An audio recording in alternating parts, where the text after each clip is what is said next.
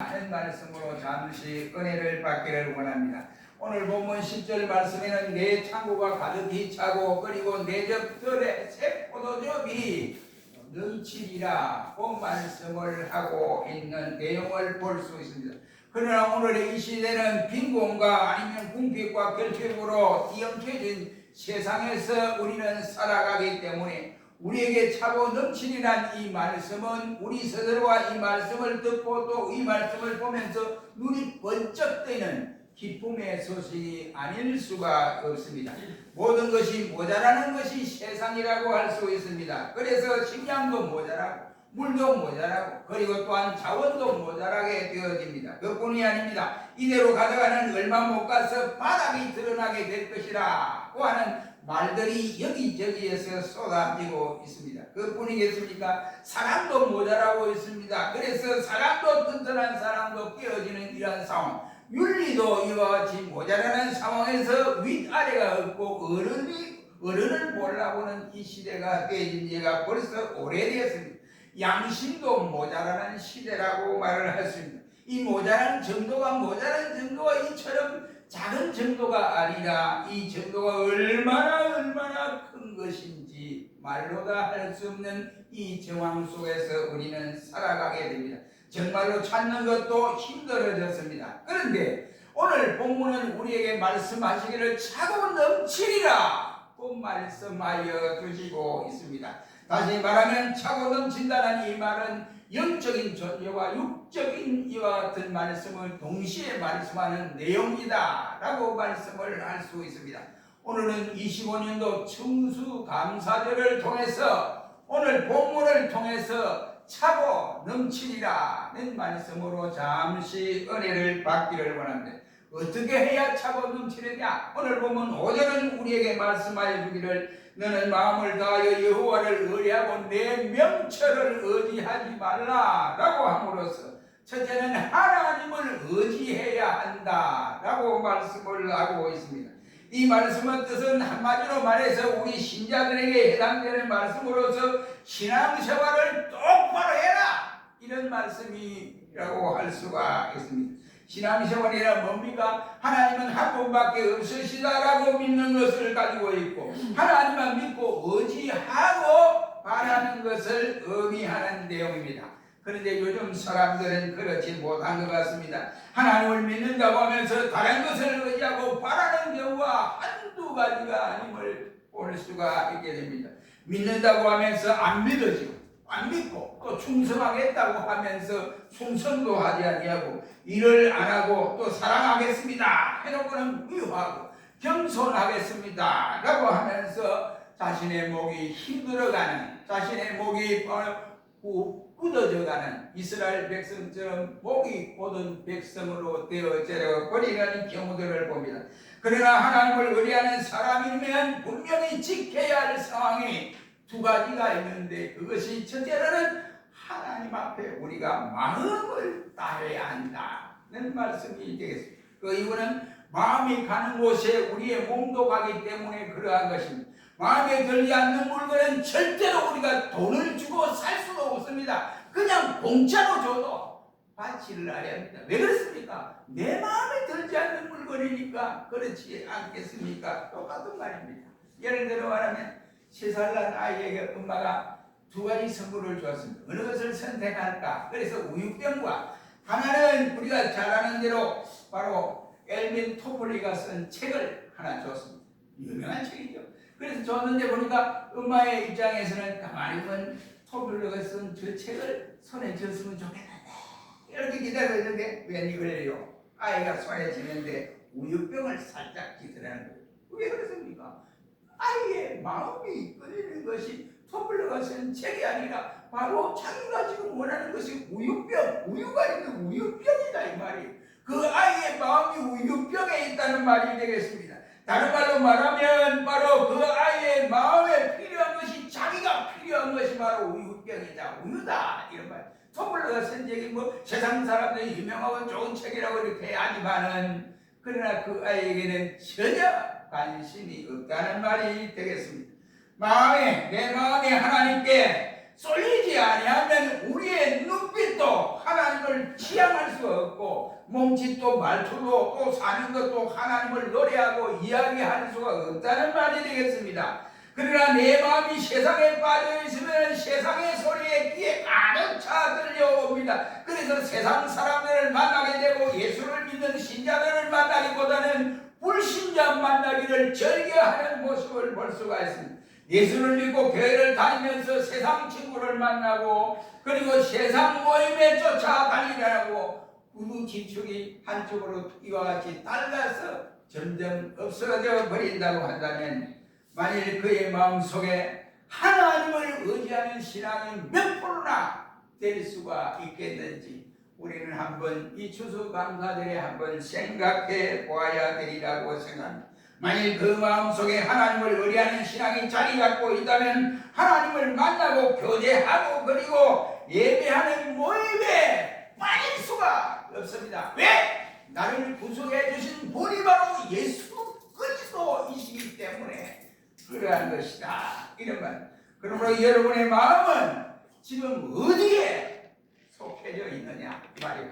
하나님께 마음이 속해져야 됩니다. 그래서 마음을 그분께 다 드리는 수수절이 되기를 주의 이름으로 축원합니다. 두 번째는 바로 자기 명철을 의지하지 말아야 된다라고 말씀을 하고 있습니다. 여기 말하는 자기 명철이란 다른 사람이 인정해 주지도 않는 명철을 말씀하고 있습니다. 자기 혼자 잘 믿고 자기 혼자 잘나고 자기 혼자 똑똑하고 자기 혼자 이와 같이 다른 사람보다 내가 훨씬 낫다라고 믿고 행동을 하고 그러한 것이 자기 명철을 의지하는 모습이다 라고 말을 할 수가 있습니다. 여러분 옛날 한시에 우리에 보면 공주병, 왕자병이 한동안 이 우리 세상을 요란하게 했던 일이 있습니다. 공주병이 뭡니까? 자기 혼자 똑똑하고 자기 혼자 예쁘고 자기 혼자 잘났고 이렇게 생각하는 게 그게 공주병입니다. 다른 사람 전혀 그렇게 생각하지 않아요. 왕자병도 똑같은 권리라고 생각합니다. 왕자는 자기가 예쁘고 자기 스스로 이와 같이 명철하다고 착각하는 인생이 바로 왕자병이라고 할 수가 있습니다. 그렇다고 한다면 남들이 우리를 보고 민재다 잘생겼다 아니면 똑똑하다 지혜로운 사람이다 저 사람만큼 저렇게 돼야 우리 삶의 모범이 된다 저런 사람들이 많아야 된다 이런 말을 들어야 할 텐데 다른 사람들이 오면 볼 때는 그 사람이 오면 그만 고개를 쭉 돌립니다. 어쨌든 그런 사람은 절대로 왕자병, 공주병 스스로가 걸릴 사람들이다 라고 할 수 있습니다. 한마디로 말하면 다른 사람이 자기의 인격을 인정해주고 또 하나님 앞에서 부끄러움없는 사람이라야 진정한 바로 명철을 의지하지 아니하는 사람이다 라고 말을 할 수 있을 것입니다. 남들은 모두 손가락질을 하고 수근거리고 욕하는데 자기는 혼자서 왕자병, 공주병에 걸려서 있습니다. 정말로 어려운 시대를 살아가는 일이라고 할 수 있습니다. 이 사람은 보통 일이 아니라고 저는 생각합니다. 하나님을 의지하는 사람은 자기 명철을 의지하지 말라고 성경은 말씀을 하고 있으니 우리는 이 추수감사절을 통해서 이 말씀을 꼭 명심하시고 하나님을 의지하고 의뢰하는 여러분이 되시기를 주의 이름으로 축원합니다. 두 번째는 오늘 6절 말씀에서는 범사의 그를 인정하라. 그리하면 내 길을 지도하리라 고 말씀해 주고 있습니다. 범사에 하나님을 인정하고 살아가라 이러한 말씀이 되겠습니다. 신앙을 다른 말로 표현하자면 하나님을 인정하는 것이다 라고 할 수 있습니다. 하나님을 어떤 하나님으로 인정합니까? 하나님은 천지 만물을 창조하시고 또 이루시고 섭리하시고 또 통치하시고 마지막 시대를 마무리하는 그분이 바로 하나님 자신인 것을 고백하고 인정하는 것이고 그분이 인간을 창조하신 분이고 또한 그분이 우리를 구원해 주시는 구원의 하나님인 것을 믿어야 하는 것입니다. 그런데 이 믿기는 믿는데 이와 같이 죄에서 구원하신 전능하신 하나님을 인정하지 못하는 안타까운 인생들이 대단히 많습니다. 전폭적으로 믿고 맡기는 사람이 있는가 하면 때로는 믿지를 못하고 때로는 이와 같이 자기 마음대로 생활하는 이러한 사람들이 대단히 많습니다. 자기 자신의 이와 같이 필요하면 믿어지고 자기 자신에게 필요 없다고 생각한다면 여지없이 하나님까지도 인정하지 들려고 아니하는 사람들이 있다고 하는 사실입니다. 그러나 인간은 궁극적으로 하나님을 인정하고 신뢰할 수밖에 없습니다. 그 이유는 인간은 무지하고 연약하고 무력한 존재이기 때문에 그러한 것입니다. 도쿄대학의 지구물리학 교수인 로버트 갤러라고 하는 박사가 말을 했습니다. 지금 이 일본의 교수예요. 도쿄대학 교수인데, 근데 이 양반이 가만 일본이 지진이 많잖아요. 근데 지진이 많은데 지진이 일어날 예측할 수 있는 시간적인 아무리 지진이라고 박사라도 모른다는 거예요. 금방 어떻게 변화될지 모른다는 거예요. 그러나 지진이 일어난 이후에 조사를 하면 그 결과는 정확하게 발언할 수 있다. 그런 말하고 있습니다. 그래서 도쿄에 이와 같이 사는 사람이 1,200만 명이 살고 있다고 하지만 그 어느 누구도 지진이 언제 일어날지를 아는 사람은 아무도 없고 박사들도 예측 불허의 교소라고 말을 한 적이 있습니다. 첨단 과학이 분명히 발달되어 있는 이와 같은 일본에도 지진 예측이 불가능하다라고 그는 결론을 지어 말씀을 하고 있습니다. 미래학자가 자기 미래를 모른다고 하는 이와 같은 엉뚱한 소리를 했다는 말이 되겠습니다. 그렇다고 한다면 한마디로 요약하면 이 박사의 하는 말은 인간은 누구든지 간에 박사라도 약한 존재다, 모르는 존재다, 다 알고 있지 못하다, 이란 말이 되겠습니다. 그래서 우리는 범사에 하나님 계신 것을 인정하고 살아라, 이란 말입니다.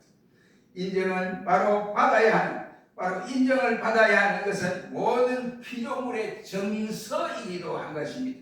특히 그 가운데에 보면 우리가 보면 이와 같이 사람들은 인정하기를 갈망하고 있습니다. 우리 모 대학의 피아니스트로 졸업했습니다. 모 대학에서 아주 유명한 대학이죠. 우리 한국의 유명한 대학입니다.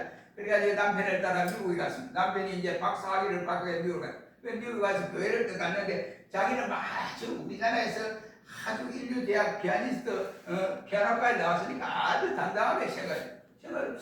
이 교회에서 큰 교회에서 나를 써주겠지. 이 큰 교회에서 내 피아노를 전공을 했으니까 피아노를 이와 같이 치라든지 이렇게 해주겠지. 자기는 이와 같이 아주 큰 마음으로 교회 등록을 하고 있었는데 한 달이 돼도 피아노를 치라는 말도 안 하고 2달이 돼도 1년이 지나가도 아무 말도 안 하는 거예요. 그래 왜 그럴까? 내가 피아노 전공자고 한국의 유명한 인류 대학에 나왔는데 왜 그랬을까? 이렇게 가만히 생각해보고 주위를 이렇게 살펴보니까 그곳에 인정받을 수 있는 피아니스트가 아니었다는 것을 그는 깨닫게 되었습니다. 그 주위에 교회에 출석하는 사람들을 보면 줄리어 출신도 있고 또 맨하탄 음악대학교의 출신들도 있고 키저 대학 출신도 있고 그리고 독일, 이탈리아, 인도에나 출신의 등 명문 출신의 피아니스트들이 딱 포진해 있더라는 겁니다. 그래서 자기는 자기 스스로 나는 대한민국에서 인류 대학, 그것도 예술 가운데 가장 큰 대학에 이와 같이 유능한 대학에 내가 피아니스트로 이와 같이 피아노로 전공해서 나왔는데 이렇게 생각했는데 하루아침에 보면 싹 무너져 버려요. 그렇다고 해서 자기 남편 박사 학위를 받을 공부하는 그 얼굴만 쳐다보고 있을 수가 없더라. 그래서 1년을 보냈습니다. 허송세월을 보내고 다시 나는 한국으로 돌아갈까 이런 생각에 있다가 아니 남편을 두고 어떻게 한국으로 돌아갈 수 있느냐, 안 되겠구나. 나도 다시 공부를 해야 되겠다 하고 2년간 공부를 준비하고 줄리어 대학에 들어가서 피아니스트의 이와 같이 학위가 피아노를 전공했습니다. 그래서 지금은 한국에 와서 서울의 큰 교회에 피아노 전공을 하여 또 우리 반주를 하는 이러한 여성이 있습니다. 그리고 대학에 출강하는 이와 같은 사람이 있습니다. 미국에 있는 동안 가장 고통스러운 일이 무엇이었느냐고 생각하니까 첫째는 언어가 잘 통하지 않았고 두 번째는 바로 영어가 서툴게 되니까 많은 사람들에게 인정을 받지 못하게 되더라고 그는 말을 했습니다. 그러나 사람으로부터 인정받는 것도 대단히 중요한 일입니다. 그러나 그보다 더 중요한 것은 하나님이 나를 인정해 여자다운 신자라고 말을 할 수가 있을 것입니다. 하나님이 인정하지 못하면 모두가 껍데기입니다. 그러니까 불에 타 버릴 수밖에 없는 안타까움에 놓여 있는 것입니다. 그러므로 누가 하나님의 인정을 받을 수 있습니까? 하나님의 인정을 받을 수 있는 사람은 그 하나님이 나의 하나님이다 라고 고백하는 사람이어야 된다. 자기가 좋을 때는 하나님 찾고 자기가 싫을 때는 하나님 찾지 않는 그런 사람이 아니다 이 말입니다. 누가 하나님의 인정을 받을 수 있습니까? 하나님을 내가 스스로 고백하고 인정할 수 있는 사람이어야 됩니다. 하나님을 높이라 그리하면 내가 너를 높여주리라고 말씀하고 계십니다. 오늘 본문은 하나님을 인정하면 하나님이 내 길까지 지도하여 주시리라고 말씀하고 계십니다. 그러니 우리 모두가 하나님을 인정하는 모든 종들이 되시기를 주의 이름으로 축원합니다. 세 번째는 7절 말씀에 보면 스스로 지혜롭게 여기지 말지어다 여호와를 경외하며 악을 떠날지어다 라고 말을 함으로써 하나님을 경외하며 악에서 떠나라 라고 말씀을 하고 있습니다.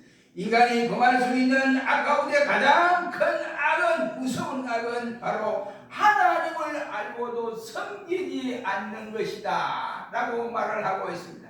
그래서 우리 성경은 너희는 창조자를 기억해라 라고 말씀을 하고 있습니다.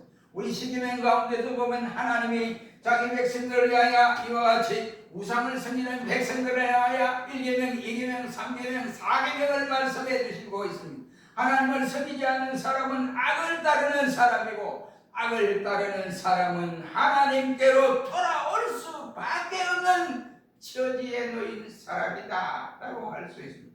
우리가 90년대에 보면 후반기에 보면 정치는 사람들이 많이 등장해요. 요즘은 또 이상하게 이 정치인들이 텔레비에 나와있던 뭐 설치는 거더라고요. 설치는 거 봐요. 참 이 나라가 어떻게 되는지 참 걱정이 됩니다. 대학가 주변에는 90년대만 해도 그 풍경은 술집, 그리고 밥집, 꽃집, 장신구 가게, 노래방 등이 이와 같이 줄비하게 있었습니다. 그런데 정치는 사람까지 거기에 이와 같이 한몫을 하고 다닙니다. 심지어는 카페나 커피숍에도 협력을 하고 있다고 했습니다. 지성고 학문의 상학합이라는 대학촌에서 젊은이들이 즐겨 짓는 것이 정치이 성행한다. 이게 좀 이상하지 않습니까 여러분? 그곳에 젊은이들이 이와 같이 정치에 드나든다. 한국이 참 앞으로의 미래가 밝지는 않다라고 저는 그렇게 생각합니다.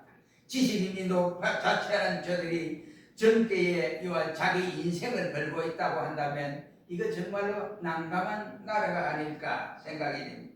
교회를 출석한다는 사람이 정치를 드나든다? 이것도 문제가 엄청나게 큰 사람입니다. 오늘 본문은 분명히 우리에게 말하기를 하나님을 경외하고 악에서 떠난 뒤에 바로 오는 축복을 말씀해 주시고 있습니다. 8절 말씀 보십시오. 이것이 내 몸에 양약이 되어 내 골수로 윤택하게 하리라 했습니다. 양약이 되고 그리고 윤택하게 하는 힘이 된다는 말입니다. 약이라고 해서 다 약은 아닙니다. 약 중에도 죽을 약이 있고 살 약이 있습니다. 한약도 있고 양약도 있습니다. 그러나 그 특효약은 우리가 진정한 약을 먹고 살아야 하는데 독약을 먹고 이와 같이 살 줄로 생각하고 꺼부적 독약을 마시고 있는 상태에 있음을 봅니다. 약은 바로 약효가 드러나야 가치가 드러나는 것이 당연한 일이라고 생각이 되어집니다. 그러나 오늘 본문은 분명히 말하기를 하나님을 경외하고 악에서 떠나는 것이 양약이 된다 라고 말씀을 하심으로써 한마디로 영육의 보약이 되고 살이 찌는 특효약이 바로 하나님이 주시는 약이다, 성경이다 이런 말. 여러분 왜 양약을 놔놓고 독약을 마시려고 발버둥을 치고 있습니까? 참 기가 찰 일이 아닙니까? 무엇 때문에 사는 약을 나보고 먹는 약, 죽으면 먹는 약을 먹으려고 꾸역꾸역 그걸 마시려고 요동을 치고 있느냐 이 말입니다. 왜 돈 주고 독약을 사먹고 지옥에 가려고 합니까? 양약을 먹어야 합니다. 양약을. 하나님을 바로 섬겨야 된다 이런 말이요. 여호와를 경외하면 바로 악에서 떠난 자라고 성경은 말씀을 하고 있습니다. 그러므로 하나님을 똑바로 섬기는 성도가 되어야 할 것을 말씀하고 있습니다. 네 번째는 소산물의 처음 익은 열매로 여호와를 경외하라고 말씀을 하고 있습니다. 9절 말씀 다 같이 읽어봅니다. 시작. 내 재물과 내 소산물의 처음 익은 열매로 여호와를 공경하라. 이것을 바로 구약에 맞춘 이와 같은 하나님의 공경법이라고 할 수 있습니다. 하나님께서 드리는 것은 처음 익은 열매 곡식 첫 새끼를 하나님 앞에 바쳐라 라고 말씀을 합니다. 그리고 흠이 없는 것을 바쳐야 한다 라고 주장을 합니다.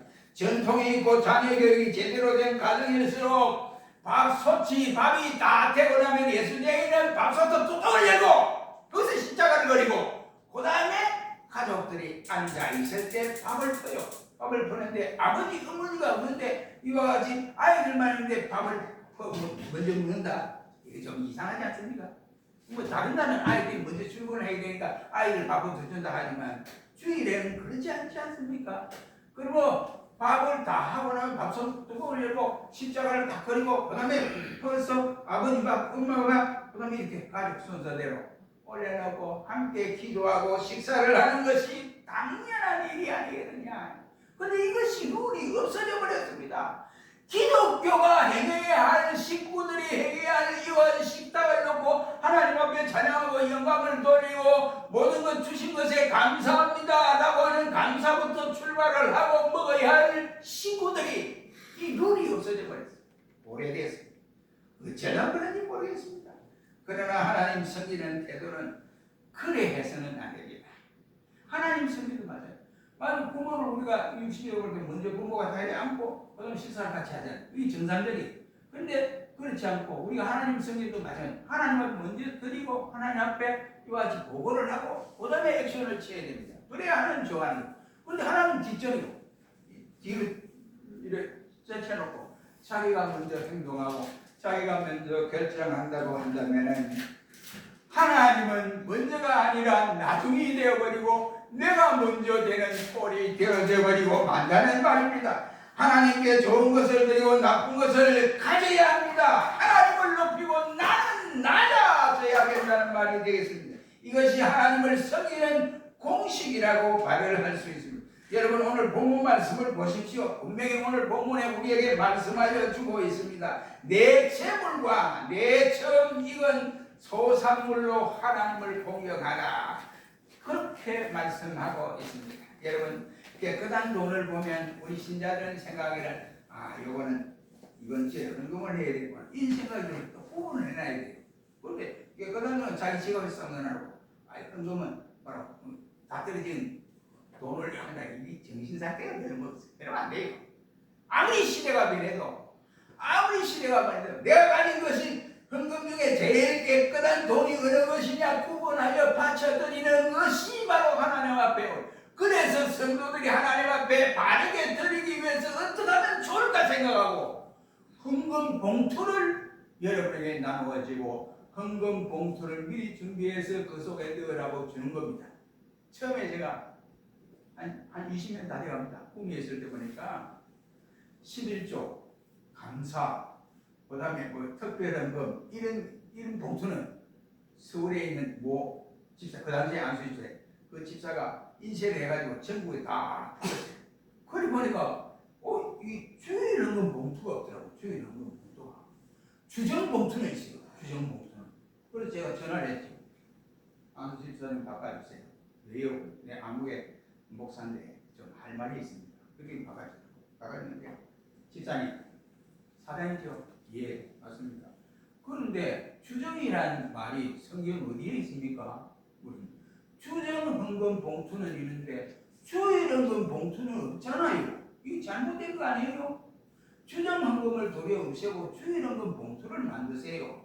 그랬더니 목사님 내가 그거 못 깨달았습니다. 죄송합니다. 그래가지고 한국교회 주일헌금 봉투가 계속 이와 같이 유지되고 있습니다. 그러니까 헌금을 드릴 때에도 다 떨어진 것 드리는 것보다는 이년간 내가 가지고 있는 것 중에 제일 깨끗하고 이와 같이 깨끗한 행동을 하나님 앞에 드려야지 하고 챙기는 이러한 모습 하나님이 기뻐하지 아니할까 생각을 합니다. 결론을 냈습니다. 10절 다 같이 한번 읽어봅니다. 그리하면 시작 그리하면 서로가 포도주 넘치리라 풍년이 들고 소산이 차고 넘치게 된다는 이 말이 되겠습니다. 우리가 회사를 차리고 기업을 운영하고 직장을 나가는 이유가 무엇입니까? 바로 이와 같이 죽도록 일을 하고 이와 같이 거름뱅이가 되기 위해서 나가는 것입니까? 그는 당연히 아니라고 생각합니다. 한마디로 말을 하면 차고 넘쳐보자는 이유 때문에 열심으로 나가서 일을 하곤 하지 않습니까? 그렇다면 하나님을 경외, 하나님을 바로 의뢰해야 합니다. 모든 일이 있을 때마다 내가 먼저 나가지 말고 하나님 앞에 기도를 하고 하나님 어떻게 하면 좋겠습니까? 라고 하나님 앞에 아뢰야 됩니다. 그리고 하나님을 인정해야 됩니다. 하나님을 공경해야 됩니다. 악한 마음이나 악한 계획을 버리고 살아야 됩니다. 그리고 내 재물과 소산을 하나님 앞에 아낌없이 드릴 줄 아는 중심이 되어야 됩니다.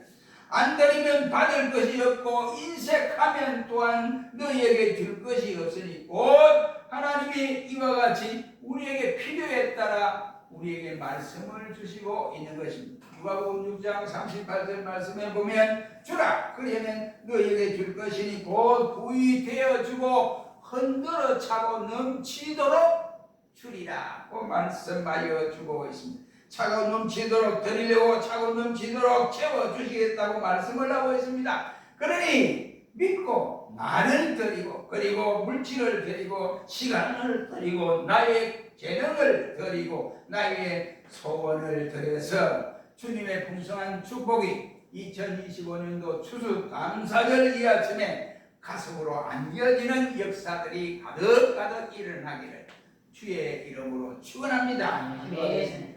거룩하신 주님 감사절을 통하여 우리에게 깊이